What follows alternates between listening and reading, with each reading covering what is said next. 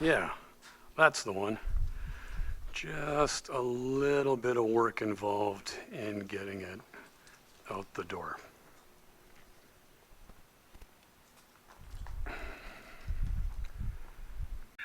A few years ago, the fuel pump started not working every once in a while.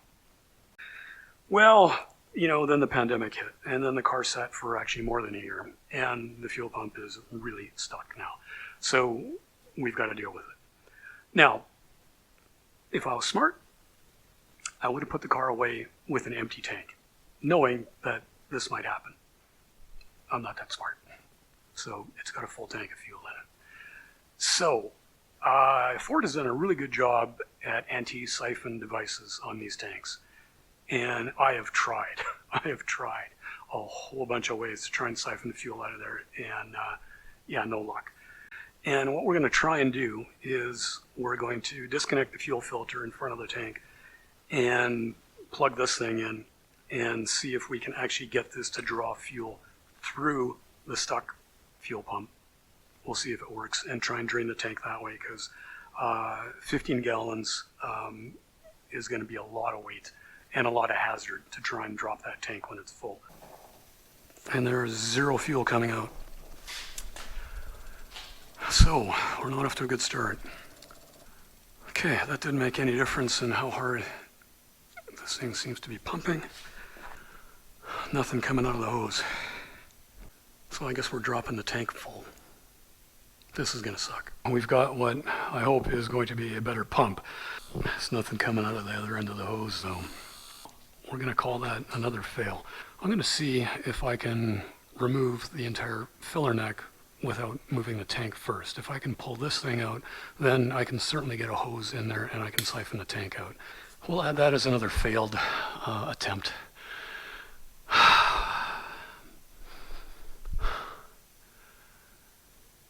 I guess we're dropping the tank full. Left part of it in the tank, and I just dropped it in there. So whatever was on the end of this thing just broke off and fell into the tank.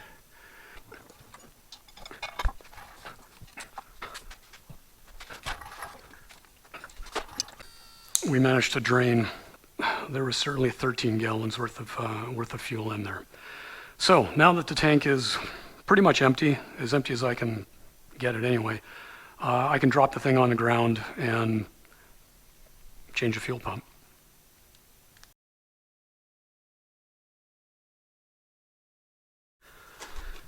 All right, we've got, what do we got, 6 8mm screws here, so.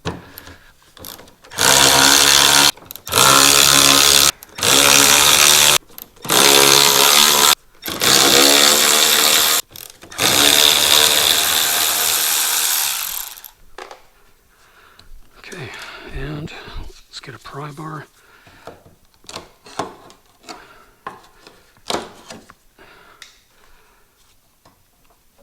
And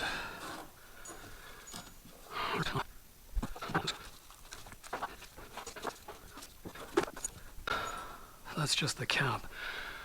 So we've got a fuel pump module in here, which I think just pops out like that.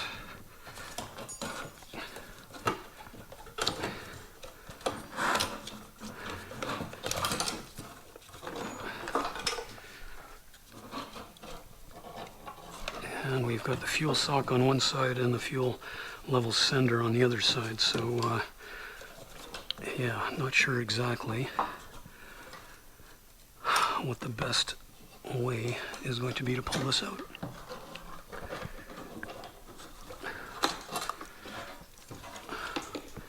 Something like that, I guess. All right, let's have a look inside the tank and see if there's anything I need to worry about in there. We'll use a flashlight instead of a match. Well, that looks actually pretty clean. I was worried that it was going to be all rusty, but I'm very happy with that. So,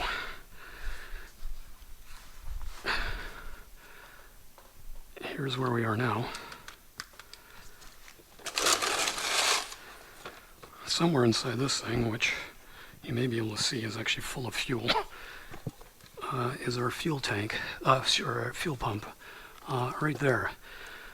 So it looks like we're going to have to undo these tiny, tiny little screws here, unless there is a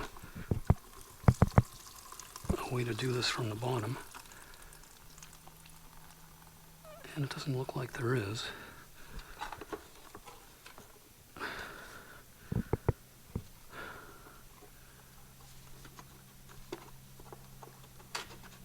So, this is actually more in depth than I thought it was going to be. I'm used to working on Fox body stuff, and Fox bodies, the fuel pump is just like right there. So, we got a little bit more work in front of us. Let's go get some more tools. Alright, this is the last of the, how small are these things? 3/16 screws. Very tiny, and hopefully this comes apart now.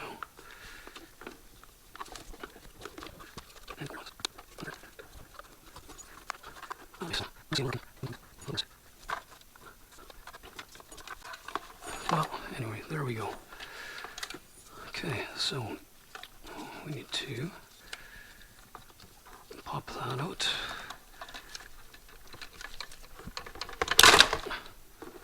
Like that. There's our fuel pump. Now let's see if our replacement pump is actually the right pump. So here's what our new pump looks like. That's what our old pump looks like, and the connector is completely different. And the bottom's completely different. Aftermarket for the win. Alright, well, I don't feel like hacking harnesses, so back to the parts store we go. See what we can find.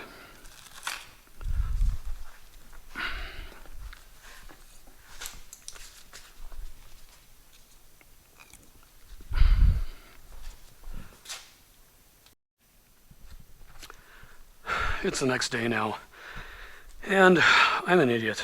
Well, you know what? I'm going to blame it on breathing gasoline fumes, because it's stupid hot in here, and I can't open the doors for ventilation because it's even stupider hot outside right now. In fact, it's so hot, we've been under a heat warning for over a week, and on the weekend, our drag strip actually canceled racing on Sunday because of the heat, and they've never ever done that before. So that's how stupid hot it is here right now. So anyway, why I'm stupid is because when I grabbed the new fuel pump, I didn't look at all of the rest of the stuff that was also in the box. So one of the key things that was in the box, okay, besides a new fuel sock for the outside, fuel sock for the inside, is this little adapter harness. So yeah, this fuel pump is actually going to work. We just need to plug that in there, and then this will plug into the existing harness. And the new fuel sock goes on there. And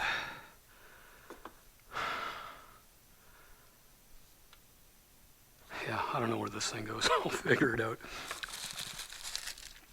And this thing, I'm assuming, locks everything together on the bottom end. Somehow, if I press it hard enough.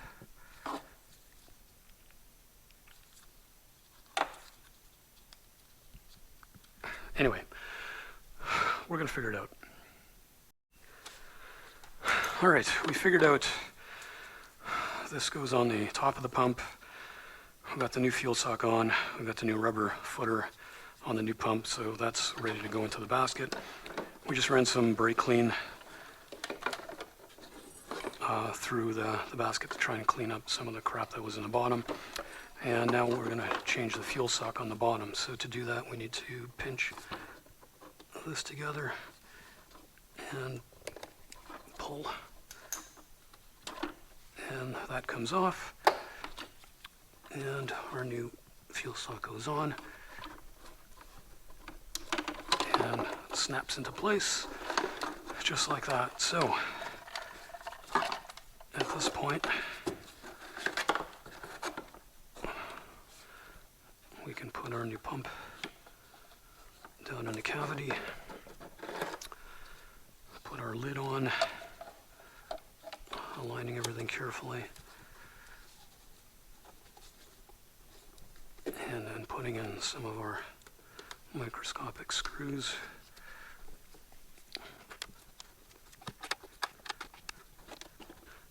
And at this point,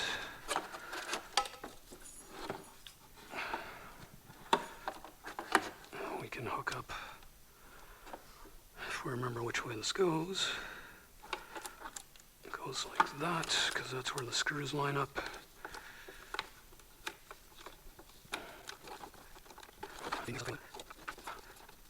Okay, so that is really far off. So I think I've got it backwards.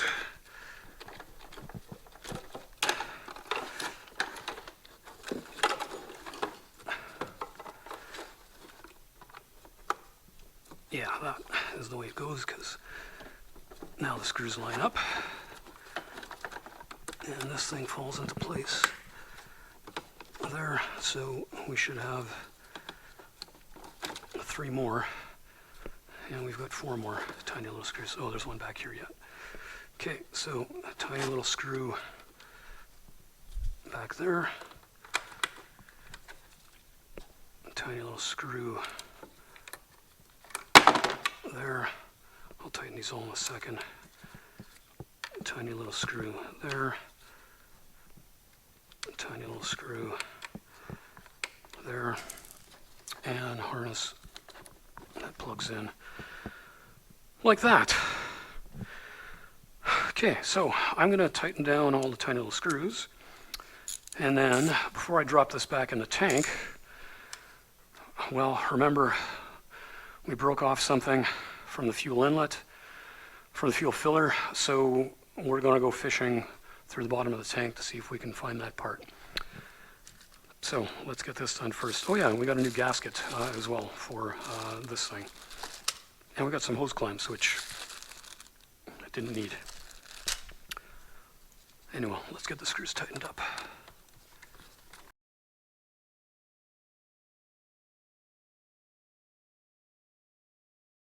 Let's get our old gasket out of here.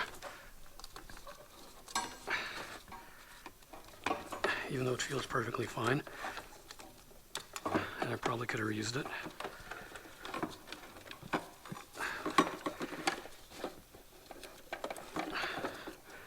But to be safe, we've got a new gasket, so let's use the new gasket.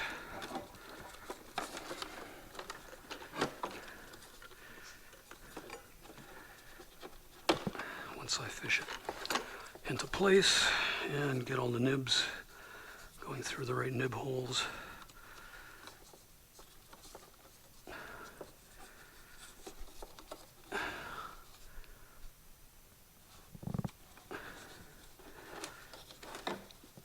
and the nib holes seem to be in the wrong place. Yeah, look at that. So there's the gasket that came off there. It's got 2 nib holes closer together.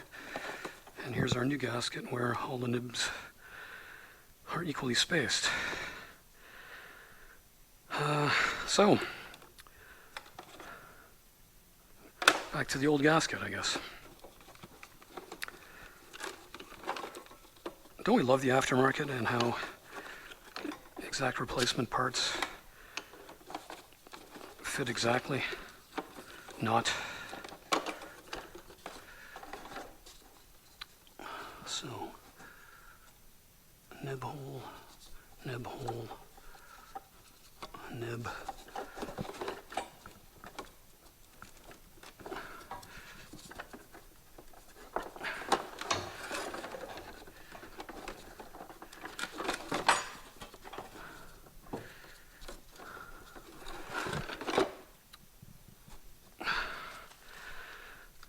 All right, let's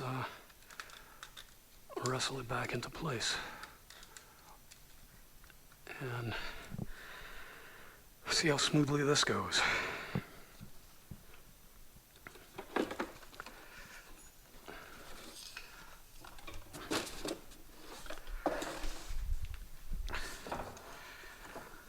First thing is to figure out the orientation. And looks like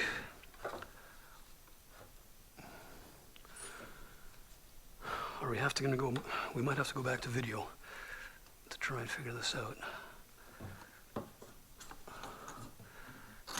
Looks like it goes that way.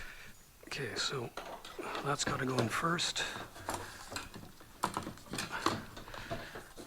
And the sock's got to get smushed down because there's a slot that it goes through.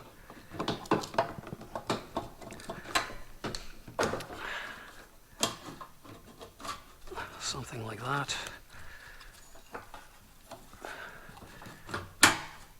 Locks into place, and this thing I remember was oriented so the fuel hose goes exactly straight forward. So that was pretty painless. Let's get our bolts in, get them tightened up, and well, I'd like to put the fuel tank back in the car tonight. We're under a weather warning right now. You might not have heard this thunder on the video, but yeah, I've got one of my cars underneath the Mustang. The Mustang's on a lift. I got another one of my cars underneath there to keep it from being hailed on. Because earlier in the video, when you might have heard the thunder, that was a different day, but yeah, it hailed that day. Luckily, I got the car inside before that happened. Anyway, we're going to get this tightened down. We're going to get the harness rerouted. We're going to get our new grommet on the fuel inlet. We'll get this thing up on the trans jack, all ready to install. And I don't need to go through all of that stuff again because you've seen me take it apart. So to put it back together is just going to be the reverse of all of that. We've got our new grommet. We've got the old one out. This is going to be a bear to install, I can tell already, because this is tighter than the new one. And we're going to lube it up with some petroleum jelly, and hopefully that helps. But before we put this thing back in the car, let's just check to make sure that our new fuel pump actually works, and it wasn't a wiring harness problem all along, that it was the pump itself. Okay, we can hear it run, so excellent. We're happy with that.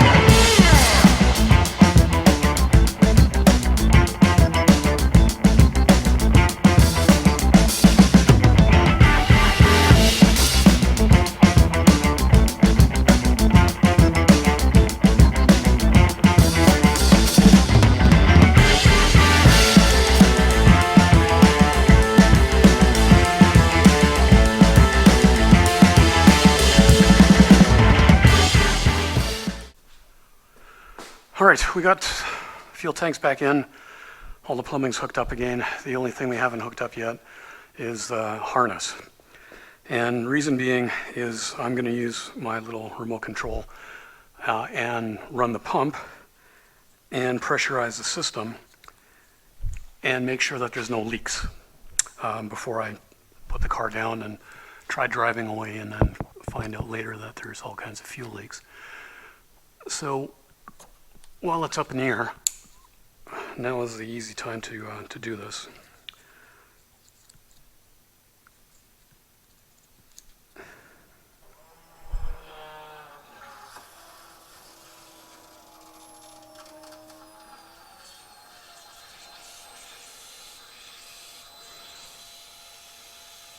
And you can hear there's a lot of air going through the system right now, so we'll run it until it sounds like there's no more air in there.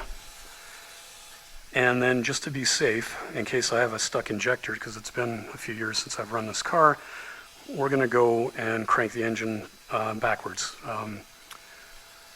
Just in case there's a sticky injector that's stuck open and it's filling up the intake manifold, and we've got a valve, intake valve that's hanging open. So we don't want to fill up a cylinder full of fuel and then hydraulic the cylinder when we try and crank it.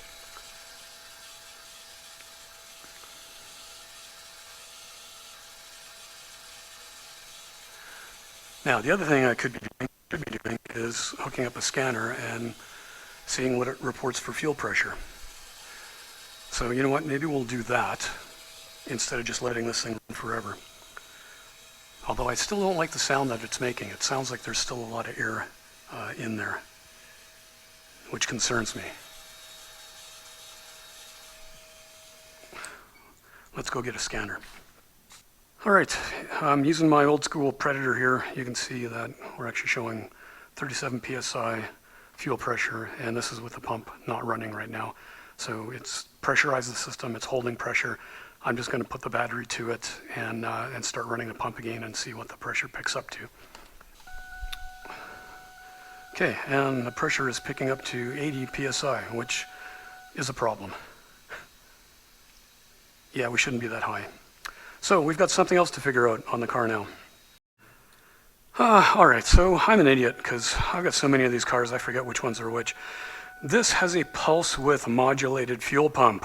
It's a returnless fuel system. So yeah, if you run the pump full time, it's gonna, and the engine's not running and not running at maximum throttle, then yeah, you're deadheading all of that fuel and it's gonna top out. So again, without the fuel pump running, we're back down to like a more reasonable 39 PSI here now. Hopefully you can see.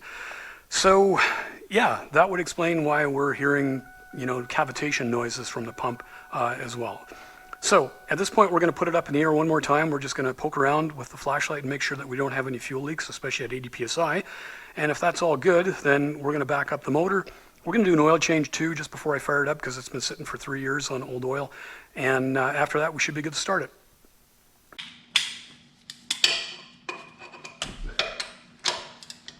All right, good news. We didn't have any leaks. Everything is dry underneath, so our fuel system is intact. We're happy about that. But again, just to be safe that we don't have an injector stuck open and an intake valve hanging open, and we just filled up a cylinder full of fuel that could potentially hydraulic when we start this thing, we're just gonna back up the engine a couple of times around. So if there is any fuel in a cylinder, it's just gonna pump it back up into the intake manifold. And then before we start it, we're gonna change the oil too. So just to be ultra safe. Actually got some compression in reverse here. Okay, I wasn't counting. How many times around was that? We're gonna give it a bit more now. Call it. And I'm not gonna make you watch me change the oil, because if you're watching this channel, I'm hoping that you know how to do that. So we're one step away from firing this thing up after 3 years. All right, we got the oil changed, so we're going to turn the key and see what happens. Now, when I tried to prime the fuel system and tried to get all the air out of it, because this isn't a return fuel system, that probably didn't work, because there's nowhere for the air to go. when you're just deadheading the system and the engine's not running. So when I first start this thing, it might not run as smooth as you want it to run because there might still be air in the system. This isn't rehearsed. We haven't started this ahead of time. This is real. So let's see what happens. I can hear the fuel pump priming. That's a good thing. Never did that before. And it starts right up. All right, that's good. Let's go take it for a test drive. So we've put about 20 miles on it. Everything seems good. All the gauges are normal. There's no code showing. We're happy. The car's running.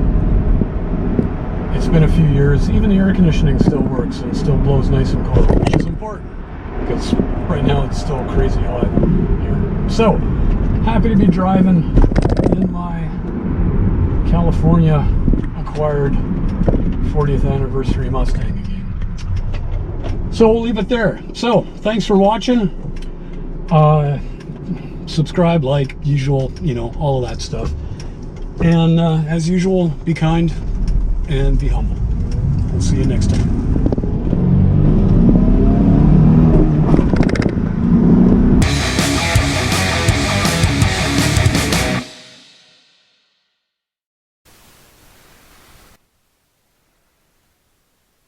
Put a new filter in there, you know. Take two. So, man, this is just bad. We've got our special tool for the fuel. Quick, try this again. Okay, we got the car up on the lift. We've got our special tool for the quick put. This is the good take. Talk amongst yourselves for a while I fight with this.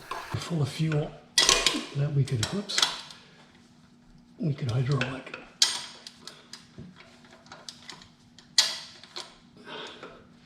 Oh, okay, I guess that's a metric. And let's see what happens. And the battery's got a bad connection.